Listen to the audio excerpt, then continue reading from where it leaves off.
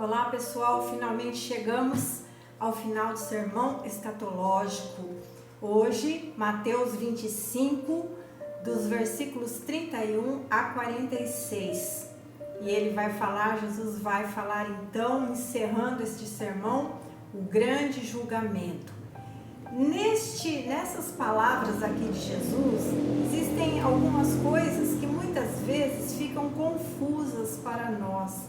E nós trazemos então para a nossa vida espiritual, trazemos para as nossas ações e as nossas atitudes, mas é surpreendente, estudando verdadeiramente, profundamente esse texto, nós descobrirmos o que realmente Jesus está tratando aqui e o que realmente quer dizer todas essas palavras. Então vamos dar uma olhadinha?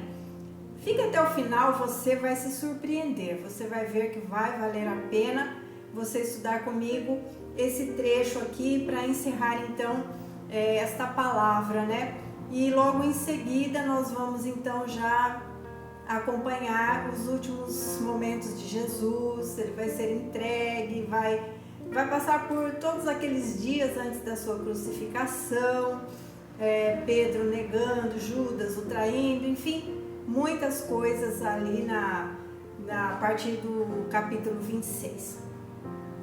Então, o grande julgamento. Vamos ler um pedacinho que diz assim: quando vier o Filho do Homem na sua majestade e todos os anjos com ele, então se assentará no trono da sua glória, e todas as nações serão reunidas em sua presença, e ele separará uns dos outros, como o pastor separa os cabritos das ovelhas,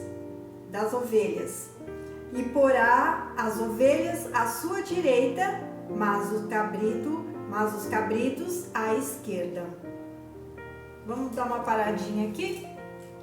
Antes de eu dar sequência, eu quero te convidar, se você está vendo pela primeira vez o meu canal, para te convidar para se inscrever e acompanhar com a gente os estudos. Agora estamos fazendo do Novo Testamento, já quase encerrando o livro de Mateus. Vamos na sequência, estudando o livro de Marcos. E eu quero te convidar para se inscrever, para curtir e para compartilhar com alguém, tá bom? Eu te agradeço em nome de Jesus.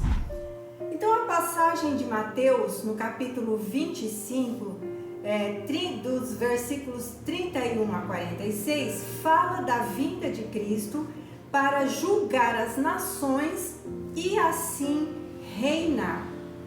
Isso ocorre então depois do arrebatamento da igreja, que nós já vimos nos livros anteriores, que está tratado lá em Tessalonicenses, no capítulo 4.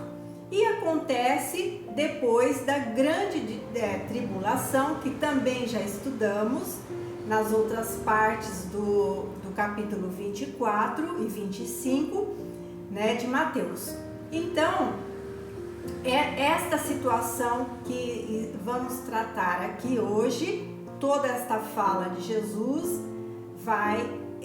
se encontra então lá no final da grande tribulação, quando Jesus vier pela segunda vez. O versículo 31 e 32, como nós já lemos, eu vou repetir, diz assim: quando o Filho do Homem vier em sua glória, com todos os anjos, assentar-se-á em seu trono na glória celestial. Todas as nações serão reunidas diante dele, e ele separará umas das outras, como o pastor separa as ovelhas dos bodes. Então, nós já observamos aqui que Jesus ele está falando de uma reunião que vai haver entre as nações. Então, fique atenta para esse detalhe. Lá em Apocalipse, no capítulo 19, 11, eu vou ler alguns versículos, não vou ler tudo porque é meio comprido, ele é paralelo a essa situação aqui.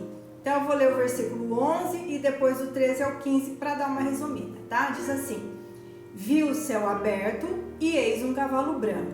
O seu cavaleiro se chama Fiel e Verdadeiro e julga e peleja com justiça. Está vestido com um manto tinto de sangue e o seu nome se chama o Verbo de Deus. E seguiam-no os exércitos que há no céu, montando cavalos brancos com vestiduras de linho finíssimo, branco e puro. Sai da sua boca uma espada afiada, para com ela ferir as nações. E ele mesmo as regerá com um cetro de ferro e pessoalmente pisa o lagar do vinho do furor da ira do Deus Todo-Poderoso. Nós podemos ver então que está falando do mesmo evento. Jesus predizendo e lá em Apocalipse, João então vendo por revelação o acontecimento deste momento. Então, nós vamos compreender, como nós já falamos nos estudos anteriores, se você está acompanhando, prestando atenção, nós vemos que nos versículos de Mateus, ele fala que Cristo, vamos achar aqui, todas as nações, quando o Filho do Homem vier em sua glória com todos os anjos. Ele está mencionando anjos. Porém, lá em Apocalipse, ele fala que seguem a ele os exércitos que há no céu, montado em cavalos brancos, com vestiduras de linho finíssimo, branco e puro, que nós já identificamos em outros textos desse próprio sermão 24 e 25, como sendo a igreja do Senhor, que vem com o Senhor na segunda vinda, montado, como diz o texto de Apocalipse, em cavalos brancos, com vestiduras brancas de linho finíssimo, né? Como diz o texto. Então, nós vamos ver também um texto paralelo que diz assim, lá em 1 Tessalonicenses 3,13. Veja que todos os textos, um é correlato ao outro. Para confirmar os vossos corações, para que sejais irrepreensíveis em santidade diante de nosso Deus e Pai, na vinda de nosso Senhor Jesus Cristo, com todos os seus santos. Então, o texto está falando que o Senhor Jesus virá, a segunda vinda, ele já virá com todos os seus santos. E também nós vemos que Jesus virá com os seus anjos e com os santos, neste momento, então, para o julgamento das nações ou dos gentios, identificados aqui no texto como bodes e ovelhas.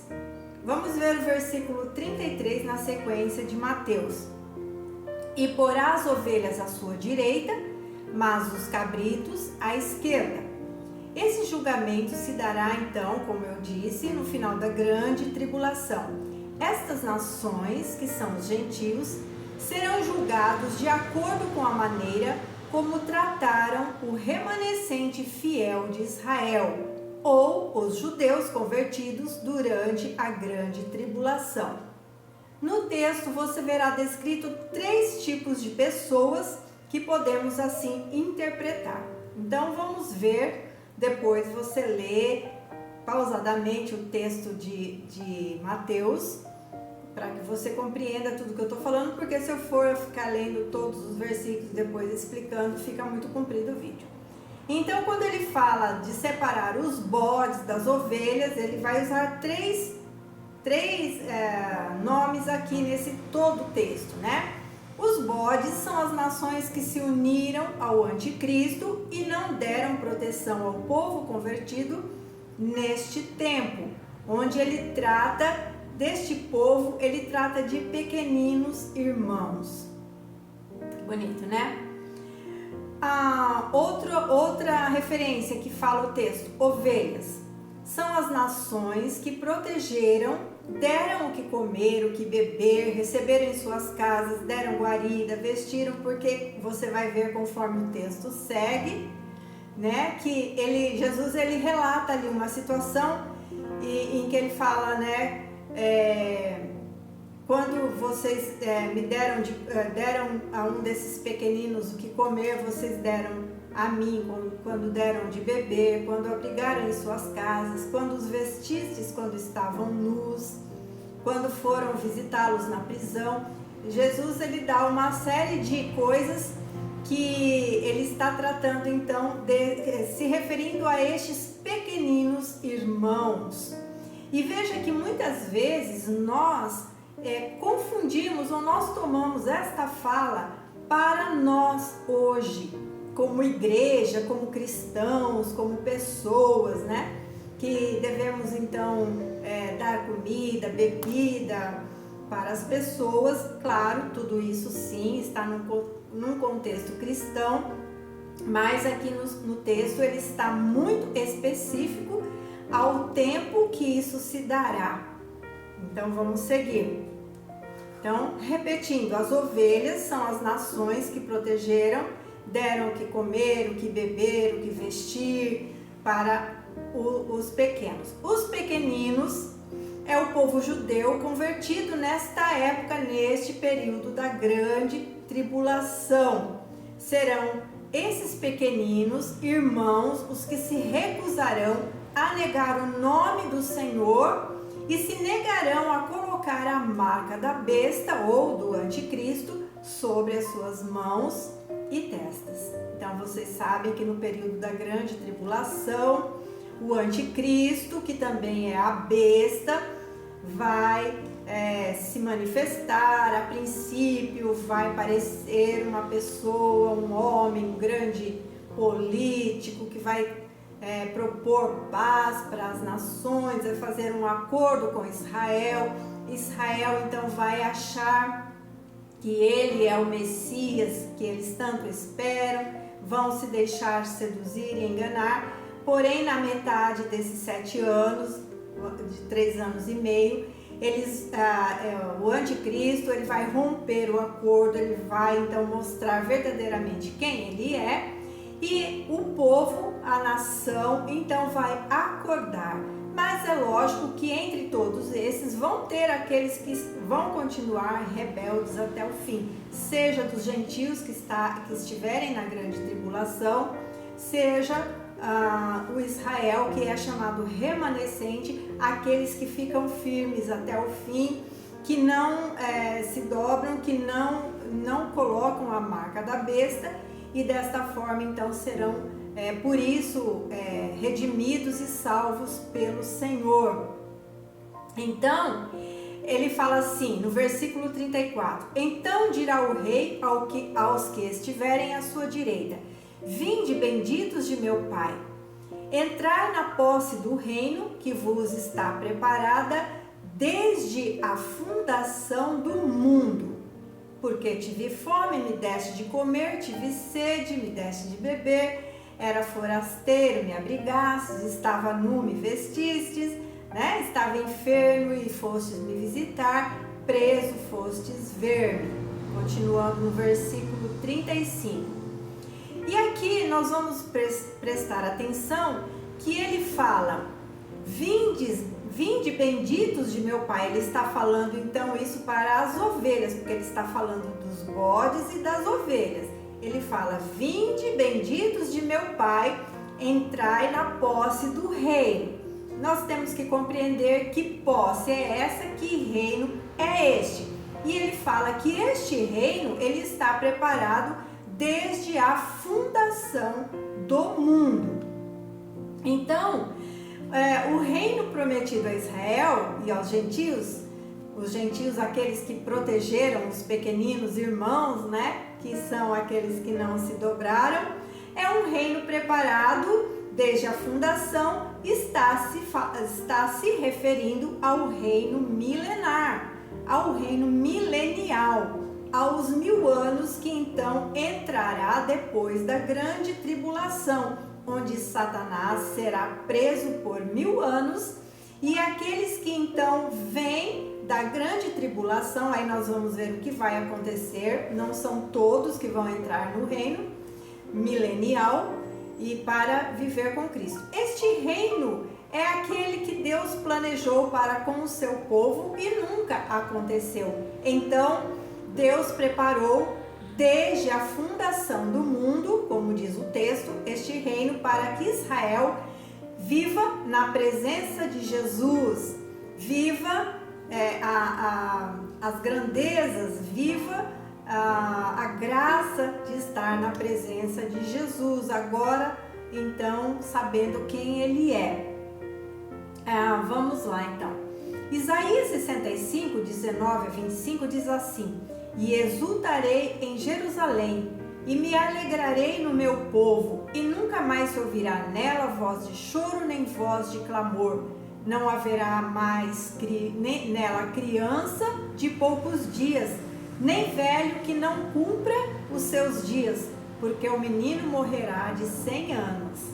Porém, o pecador de 100 anos será amaldiçoado.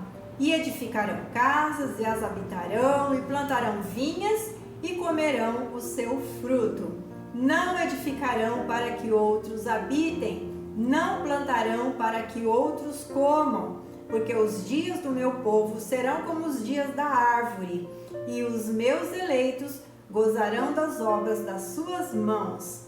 Não trabalharão debalde, nem terão filhos para perturbação, porque são a posteridade bendita do Senhor, e os seus descendentes estarão com eles.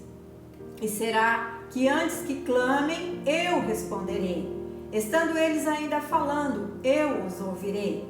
O lobo e o cordeiro se apacentarão juntos, e o leão comerá palha como o boi, e pó será a comida da serpente. Não farão mal, nem dano algum em todo o meu santo monte, diz o Senhor. Esta é a passagem que Isaías teve, a revelação que Isaías teve do milênio. E não vamos confundir então com a igreja, porque até aqui onde Jesus está dando o sermão escatológico, ainda não existe igreja. A igreja foi formada depois que Jesus morreu, ressuscitou e foi para o céu. Está lá em Atos, no capítulo 2, ali em diante, você vai ver então a igreja. A igreja trata-se de algo diferente daquilo que foi prometido. Então, em Efésios 1, 14 a 23, diz assim: Nos elegeu nele antes da fundação do mundo, para que fôssemos santos e irrepreensíveis diante dele em amor. A igreja, que é o seu corpo, a plenitude daquele que cumpre tudo em todos. Então, conforme está lá em Efésios, você, por favor, pode conferir lá. Eu não vou ler para nós encurtarmos o vídeo. Em Efésios 3, 4 a 10 e em 1 Coríntios 1, 24 a 26, a igreja, como Paulo fala, ela é um mistério. Ela não está descrita no Antigo Testamento. Ela não está em nenhuma profecia do Antigo Testamento. Você não vai encontrar sobre a igreja no Antigo Testamento. Você só vai encontrar profecias a respeito de Israel. Você vai encontrar profecias a respeito do tempo do fim. Você vai encontrar tudo a respeito das coisas futuras e vindouras, como o livro de Daniel é paralelo ao livro de Apocalipse. Porém, você não vai encontrar a igreja do Senhor nas profecias. Então, Paulo, ele fala que a igreja ela é um mistério, que ela estava guardada, como diz aqui o texto que nós lemos de Efésios. Ele nos elegeu antes da fundação do mundo. A igreja estava no coração de Deus antes que ele fizesse todas as coisas. Ele já elegeu a igreja.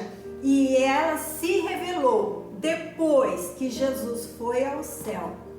Então, aqui nesse texto de Mateus capítulo 25, está tratando sobre o grande julgamento que tem a ver com os gentios e com a nação de Israel, porque então a igreja do Senhor já terá subido com ele antes da grande tribulação.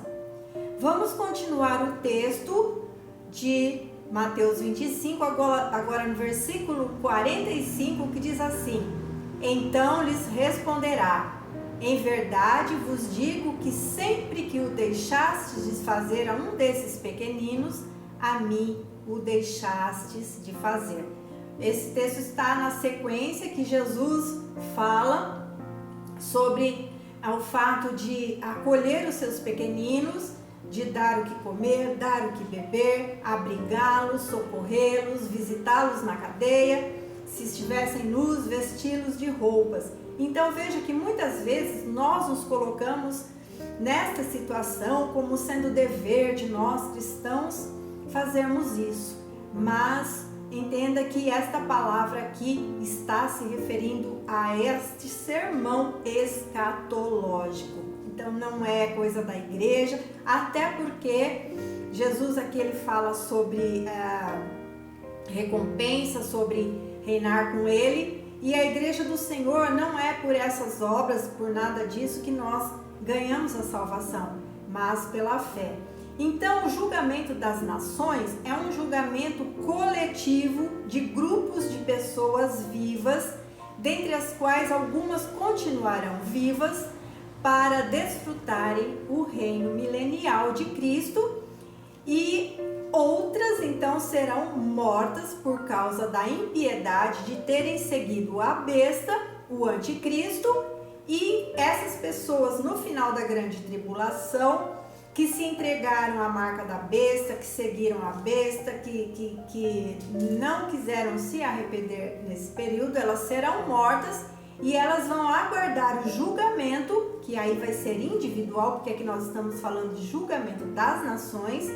Ela vai aguardar o julgamento então para o grande trono branco, que vai vir então depois do milênio. Antes da entrada do reino milenial, o Senhor vai separar então os que entram e os que serão mortos e vão aguardar o trono branco. Então, o julgamento das nações é diferente do julgamento do trono branco. O trono branco é o juízo final e ele está descrito também lá em Apocalipse, no capítulo 20, do 11 ao 15, você pode conferir, não vou tratar aqui porque não dá tempo. E vamos ver outra passagem paralela que diz assim, lá em Joel 3:2 diz assim: congregarei todas as nações e as farei descer ao vale de Josafá, e ali entrarei em juízo contra elas por causa do meu povo e da minha herança Israel, a quem eles espalharam por entre os povos, repartindo a minha terra entre si. Então, Deus já começa a fazer juízo para com Israel. No versículo 46, voltando para o capítulo 25 de Mateus, ele fala: e irão estes para o castigo eterno, porém os justos para a vida eterna. Então vamos saber a respeito da salvação desses povos, porque nós entendemos, a igreja, por exemplo, nós somos salvos em Cristo. E a Bíblia fala que só há salvação mediante a fé em Cristo Jesus. Mas nós temos que compreender que a grande tribulação será um período onde o Senhor vai provar os moradores da terra. Muitos perderão a vida, muitos, por não querer se associar com o anticristo, entregarão suas próprias vidas, derramarão o seu próprio sangue.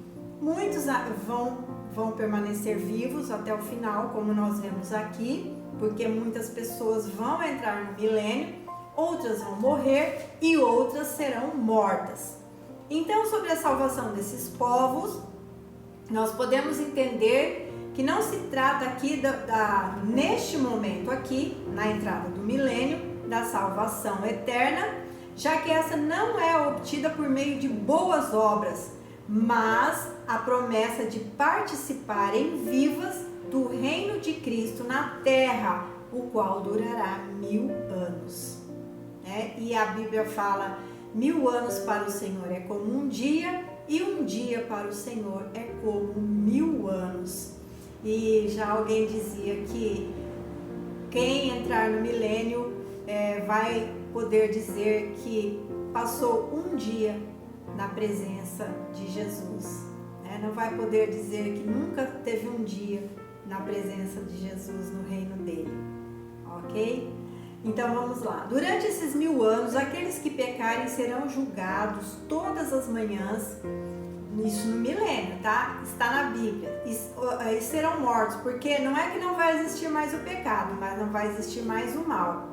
Satanás vai estar preso, então não vai existir mais doença, não vai mais existir a maldade, porém a natureza, aquela natureza pecaminosa ainda vai fazer parte das pessoas, né?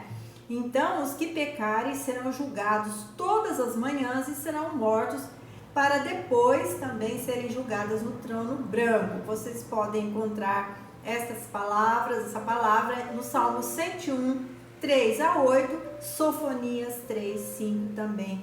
Você pode ver esta palavra. O reino de Cristo na terra será formado por pessoas que não necessariamente nasceram de novo, mas que apenas professam submissão ao Rei Jesus. Então estamos falando do reino milenial. No final dos 1000 anos, Satanás será solto e novamente irá seduzir milhões de pessoas para lutarem contra Cristo. E a adesão dessas pessoas mostra que nem todos que entraram no milênio realmente são convertidos. E nem todos os que nasceram também neste período serão de Deus. Porque pode acontecer que ainda assim vão querer se unirem ao anticristo para a última peleja contra o Senhor. Porém, eles terão a oportunidade de conhecer e viver este período sem o domínio de Satanás e, por fim, eles podem escolher se ficam do lado de Satanás ou se seguirão aí sim para a vida eterna com o Senhor. Porque aí então Satanás será preso, porém vai armar uma grande guerra, porém o Senhor, para pelejar contra o próprio povo de Deus, né?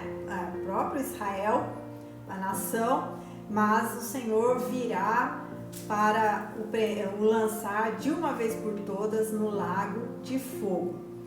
E para nós terminarmos, eu vou ler Isaías 65, 19 a 25, que diz assim: Eu exultarei em Jerusalém e me alegrarei no meu povo, e nunca mais se ouvirá nela voz de choro, nem voz de clamor. Não haverá mais nela criança de poucos dias, nem velho que não cumpra os seus dias, porque o menino morrerá de 100 anos, porém o pecador de 100 anos será amaldiçoado. Então veja que mesmo no milênio vai haver sim quem praticar o pecado, lá já vai ser morto. A sentença já é a morte, e para ele depois ser julgado no trono branco, onde o trono branco serão abertos os livros, o livro da vida, onde vai ver os nomes que estarão lá escritos ou não. Vamos continuar aqui. E edificarão casas e as habitarão, e plantarão vinhas e comerão o seu fruto. Não edificarão para que outros habitem, não plantarão para que outros comam, porque os dias do meu povo serão como os dias da árvore, e os meus eleitos gozarão das obras das suas mãos. Não trabalharão debalde, nem terão filhos para perturbação, porque são a posteridade bendita do Senhor, e os seus descendentes estarão com eles.